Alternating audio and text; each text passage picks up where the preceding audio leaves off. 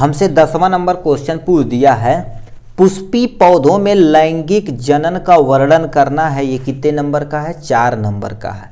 ये क्वेश्चन देखा जाए तो जंतु तथा पौधों में जनन वाले चैप्टर से लिया गया है। ये कितने नंबर का है? 4 नंबर का। ये देखा जाए तो board exam 2024 set number 4 824 IM set में ये क्वेश्चन पूछा गया है।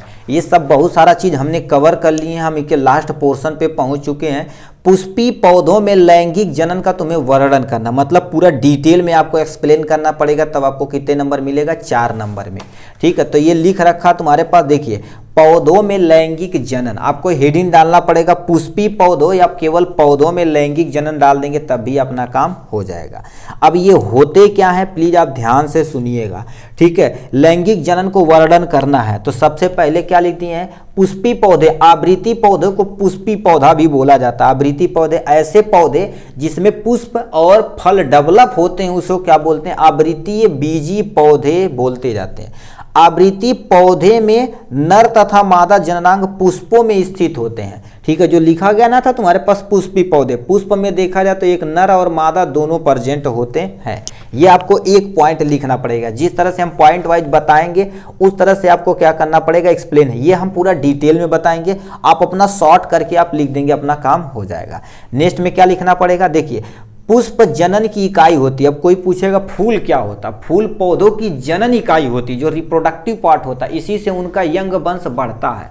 यंग वंश क्यों? जैसे अभी हम कैसे पैदा हुए? हमारे मम्मी पापा के प्रोडक्ट हैं आप ना। तो देखिए बाबा से हमारे पापा पैदा हुए, पापा से हम पैदा हुए। हम अपनी जनन को, मतलब अपने जो भी तुम्हारे पास है प्रक्रिया है उसे मेंटेन रखने के लिए हमारी भी शादी होगी, फिर हमारे भी क्या होंगे? बच्चे होंगे। इस तरह से हमारा वंशज ऐसे आगे की तरफ क्या करता है?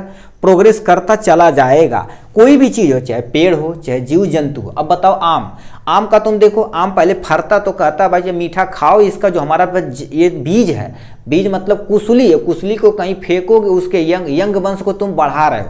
तो जीव जंतु भी और पेड़ पौधे भी यही सोचते हैं।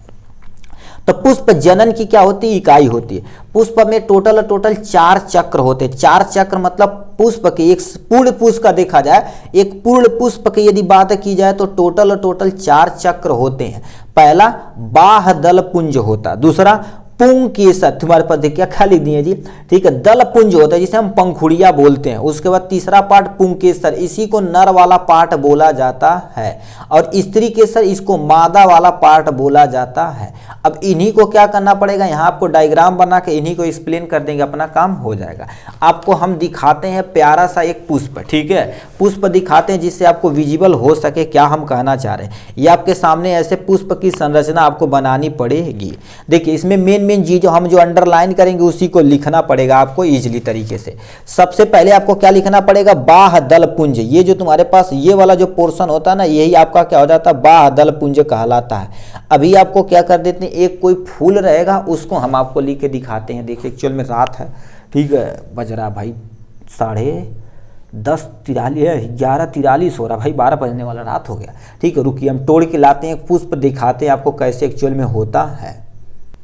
ठीक है, ये आपके सामने पुष्प है। तो ये जो बाहर से ये जो हरा हरा कलर का दिख रहा है ना, यही एक्चुअल में तुम्हारे पास क्या हो गया? बाह्य दल पुंज है। इसको क्या बोलते हैं? बाह्य दल पुंज बोलते हैं। एक एक को निकालते हैं, ठीक है, इसको हटाते रहते हैं। ठीक है, ये आपके सामने देखो कितने अच्छे से बाह्य दल पुंज इसको पकड़ के रखा हुआ पंखुड़िया को, यदि नहीं रखेगा तो दिक्कत होगी। तो ये जो सामने ऐसा स्ट्रक्चर दिख रहा है ना, इसको क्या बोला जाता है? बाह्य दल पुंज बोला जाता है। ये बाह्य दल पुंज एडल्ट फूल होता तो आपको दिखता, रात है इतना ग्रोथ नहीं किया है। ठीक है, ये बाह्य दल पुंज हो गया। बाह्य दल पुंज को हटाएंगे तो इससे क्या निकलेगी? पंखुड़ियाँ निकलेगी। एक एक को हम हटाते चलते हैं। ठीक है, अच्छे तरीके से, चिमटी ही पर थी अभी, उससे अच्छे से होगा। ठीक है, ये आपके सामने बाह्य दल पुंज हो गया। देखो इसको हम हटाते चलते हैं। ठीक है, इसको हटाते चलते हैं, जिससे चिमटी इसलिए प्रयोग किया जाता है क्योंकि आपका, ठीक है, जिससे विजिबल आराम से हो सके। ये आपको बाह्य दल पुंज दिख रहा है। ठीक है, ये आपके सामने बाह्य दल पुंज हमने निकाल दिया, जो क्या कर देता है? फूल की जो पंखुड़िया होती है उसे ऐसे पकड़ के रखता कि पंखुड़िया बाहर की तरफ न निकल जाए। और ये जो तुम्हारे पास पोर्शन होता है ना, ये सब जितने भी हैं सब तुम्हारे पास क्या हो जाएंगे? ये पंखुड़ियाँ ही होती हैं जो क्या कर देती हैं? ठीक है, पुष्प को, ठीक है, अट्रैक्टिव बनाती हैं, जिससे क्या होगा, ज़्यादा क्या होगा, पोलिनेशन हो सके आराम से, ठीक है। इसको हम क्या कर देते हैं, अब साइड में रखते हैं, ठीक है। ये आपके सामने ये रेड कलर का दिख रहा है ना, यही तुम्हारे पास ये जो पंखुड़ियाँ दिख रही हैं, ये पंखुड़ियाँ दिख रही, उसे बोला जाता है, ठीक है। ये होगा पंखुड़िया, इसको क्या बोला जाता है, बाह दल पुंज। बाह दल पुंज हमने साइड में कर दिया। और ये जो बीच में पोर्शन में दिख रहा है ना, ये आपको देखो यहाँ पर रख के दिखाते हैं, ये आपको जो बीच में देख रहा है, यही आपके पास क्या होगा, पुंकेसर। पुंकेसर मतलब नर वाला पार्ट होता है। क्या होता है, ये नर वाला पार्ट आपके सामने दिया गया है। इसको यदि अंदर का डिसेक्शन करते आप जाएंगे ना, ठीक है, डिसेक्शन करते जाएंगे आप, 11th में जब जाएंगे डिसेक्शन करेंगे अच्छे तरीके से, ठीक है। ये आपके सामने देखिए, हमने पूरा तरह से क्या कर दिया, इसको साफ कर दिया। अब आपको दिखेगा भाई, एक्चुअल में दिख रहा होगा, देखिए ये जितना भी पार्ट होता है ना, देखिए ये सामने जितना भी दिख रहा है, 1 2 3 4 ये सब जितने भी देख रहे हैं, सब तुम्हारे पास क्या होते हैं, पुंकेसर होते हैं।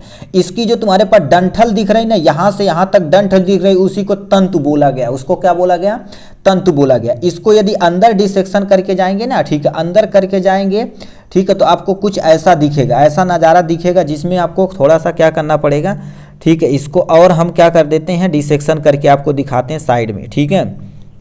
आपका सारा कॉन्सेप्ट क्लियर होना चाहिए, ठीक है। ये हो जाएगा इसके बारे में। अब देखिए, ये इसको हमने साइड में कर दिया।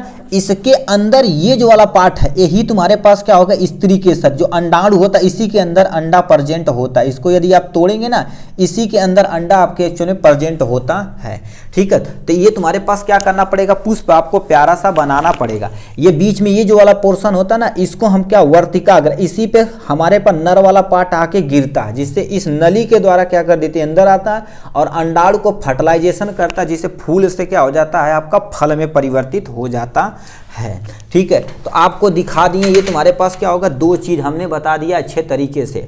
क्या क्या चीज होता है, सबसे पहले देखा जाए तो दल पुंज होता है। इस बुक को हटाते हैं, ठीक है, आपको अब एक एक करके आपको पढ़ के सुनाते हैं। टोटल पुष्प में यदि पूर्ण पुष्प रहेगा तो 4, बाह दल पुंज, पुंकेसर, ठीक है। यानी देखो, बाह दल पुंज यानी दल पुंज होता है, ठीक है, बाह दल पुंज और दल पुंज, जिसे पंखुड़िया बोलते हैं। पुंकेसर जो नर वाला पार्ट होता है, स्त्री केसर जो मादा वाला पार्ट होता है। अब बाह दल पुंज क्या होता है, इसके बारे में आपको अब हेडिंग डाल के चारों को थोड़ा लिख देंगे, अपना काम, बट डायग्राम यहाँ जरूर बना लेना है आप, ठीक है।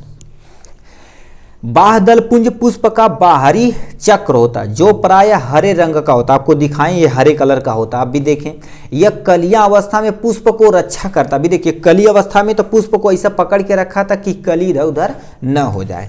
अब क्या लिखा, दल पुंज पे आते हैं। ये दल पुंज मतलब जो रेड कलर का होता है, जिसे पंखुड़ियां बोलते हैं। ये क्या होता है, यह पुष्प का द्वितीय चक्र। द्वितीय चक्र मतलब आपको एक लेयर पहले निकाले तो हरा कलर का निकाल के दिखा दिए, दूसरा जो कलर जो लेयर निकाले थे वो पुष्प की द्वितीय चक्र होते हैं, जिसमें चटकार पेटिल्स होते हैं। चटकार मतलब ये देखा जाए तो लाल कलर के आपके जो पेटिल हैं, ये इसको तोड़ के दिखाया जाए तो ये आपके सामने लाल कलर के पेटिल देख रहे हैं। अब लाल कलर की क्यों देख रहे हैं, अभी मान लेते कोई ज्यादा पोत पात के जाएगा पोत के जाएगा, जितना लाल तेरी की बड़ी पुतले बहो ऐसा बोलेंगे ना, तो इसी तरह से जितना ये तुम्हारे पास चटकार रहेगा उतना कीट अट्रैक्टिव होगा। जैसे आप अट्रैक्ट होते हैं ना किसी के प्रति, उसी तरह से ये भी क्या होगा, किसी न किसी को अट्रैक्ट करने के लिए इतना बना रखा है। जैसे वो भी जान रहे कि आप ज्यादा पोतेंगे तो ज्यादा अट्रैक्ट कराएगी, एक बार पोतले तो कम अट्रैक्टिव, ज्यादा पोत दे लो तो ज्यादा अट्रैक्टिव। वही चीज क्या रखा है, यदि चटकार पेटल्स रहेगा तो ज्यादा क्या करेगा, अट्रैक्ट करेगा, ठीक है, कीड़े को। ये परागकण के लिए कीटों को अपनी ओर आकर्षित करता है। भाई देखला कितना खतरनाक बा हो, यो सोचले बा, ठीक है। तो ये क्या कर देते, क्यों चटकार बनाया जाता है, क्योंकि ये देखा जाए तो कीड़े जो आएंगे, कीट आएंगे, परागकण करेंगे, ठीक है, परागकण करेंगे, जिससे क्या होगा, पुष्प से आपका टोटल क्या बनेगा भैया, फल बनेगा, ठीक है। तो इतना हो गया यहाँ से। उसके बाद आपको थोड़ा सा क्या करना पड़ेगा, पुंकेसर हेडिंग डाल के लिखनी पड़ेगी। पुंकेसर क्या होता है, पुंकेसर नर जननांग होते हैं, जिन्हें स्टेमना भी कहा जाता है, स्टेमन भी कहा जाता है। मतलब नर पार्ट को इंग्लिश में देखा जाए तो स्टेमन कहा जाता है। यह 2 संरचनाओं से मिलकर बनी होती। 2 संरचना मतलब जैसे ऊपर निकला हुआ था ना, ऐसे संरचना थी जो अंदर जुड़ा हुआ। इस वाले को तंतु बोलते हैं, इसी के अंदर पुंकेसर यानी परागकण होते हैं। फिर क्या लिख रहा है, 2 संरचना से मिलकर बनी होती है। पुंकेसर का अगला फूला हुआ भाग पराग कोण कहलाता। मतलब ये वाला जो भाग होता है उसे हम, ठीक है दिख नहीं रहा भाई, ये वाला जो भाग होता था ना ऊपर जो दिखाए थे आपको, ठीक है जो दिखाए थे आपको दोबारा दिखाते हैं। देखिए ये आपके सामने ये ऊपर वाला जो भाग होता है, जो फूला फूला भाग है, इसी को क्या बोला जाता है हमारे पास, ठीक है पराग कोण बोला जाता था। तो दूसरा लंबी नली नुमा, मतलब इसको यदि हम आप तोड़ के दिखाएं, नल देखो लंबी नली नुमा संरचना होती है, ठीक है इसको अंदर से दिखाते हैं जो आपको थोड़ा सा विजिबल हो सके, ठीक है। अब देखिए आपको यहाँ से रखा जाता भाई तू आले, देखिए ये आपको एक्चुअल में आपको दिख रहा होगा, यहाँ से कर देते हैं, ठीक है। ये देखिए यहाँ ये तुम्हारे पास ऐसा स्ट्रक्चर है तो इसको पराग कोण बोलते हैं। यहाँ से एक देखो नली नुमा संरचना आई है, यहाँ से यहाँ तक का थोड़ा सा जूम करते हैं जिससे आपको विजिबल हो सके। देखिए इसको हो गया, इसको ब्लैंक पेज पे रखा जाए तो ज़्यादा विजिबल होगा एज कम्पेयर टू इसके, ठीक है। ये हो गया, अभी आपको दिख रहा होगा क्योंकि आपका कॉन्सेप्ट क्लियर एकदम से होना चाहिए भाई, ठीक है। देखिए इसको थोड़ा सा घुमा देते हैं, इधर आ जाता भाई तू, ओ भाई इधर क्यों चिपक रहा है जी, हमको कहाँ चिपका रहा है जी, कीटों को चिपकाना है, ठीक है। ये देखो क्या कर देता है, ये जो ऊपर पोर्शन इसे परागकोण बोलते हैं, ये जो नली आ रही है इसी को क्या बोलते हैं, तंतु बोला जाता है, ठीक है। इसी को क्या बोला जाता है, तंतु बोला जाता है, ठीक है। ये हो गया इनके बारे में। फिर क्या होगा, नली नामक संरचना होती है जिसे तंतु कहते हैं, ठीक। पराग कोण के अंदर नर युग्मक यानी बनते हैं, उसी के अंदर जो ऐसे ऊपर सा स्ट्रक्चर था ना ऐसा, इसी के अंदर नर युग्मक बनते हैं, मतलब शुक्राणु बनता है, ठीक। इसमें हमारे में शुक्राणु बनता है, इसे नॉर्मल भाषा में युग्मक बोला जाता है। पराग कण में एक सूत्री नर केंद्रक होता, पराग जो कण होता है उसके अंदर एक सूत्री, मतलब इसमें हप्लाइड नेचर का तुम्हारे पास केंद्रक होता है, इतना। अब दूसरी हेडिंग में आपको स्त्री केसर के बारे में थोड़ा सा लिख देंगे, अपना काम हो जाएगा, ठीक है। स्त्री केसर अलग से पूछा गया था इसीलिए हमने डिटेल में बताया था। स्त्री केसर, ठीक है नर, ठीक है नर वाला नहीं, मादा जननांग होते हैं, मतलब स्त्री केसर देखा जाए तो आपका नाम से ही पता मादा जननांग होते हैं। इसके भाग निम्न होते हैं, ठीक है, इसके निम्न भाग होते हैं। ऊपर जो तुम्हारे पास देखे थे उसे यानी क्या बोलते हैं, अंडाशय, जो अंदर की तरफ होता ना, इसको यदि देखेंगे अंदर की तरफ ऐसे आप देखे थे ना, ठीक है ऐसे की तरफ देखे थे, ये वाला तुम्हारे पास अंदर की तरफ ये वाला पोर्शन को अंडाशय बोला जाता है, जो सामने लिखा गया।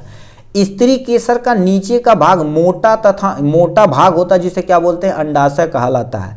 अंडाशय के अंदर एक खाली स्थान को क्या बोलते हैं, अंडाशय गुहा बोलते हैं, जिसके अंदर अंडाणु पाए जाते हैं। इसी के अंदर एक्चुअल में क्या पाया जाता है, अंडा पाया जाता है, ठीक है। ये हो गया।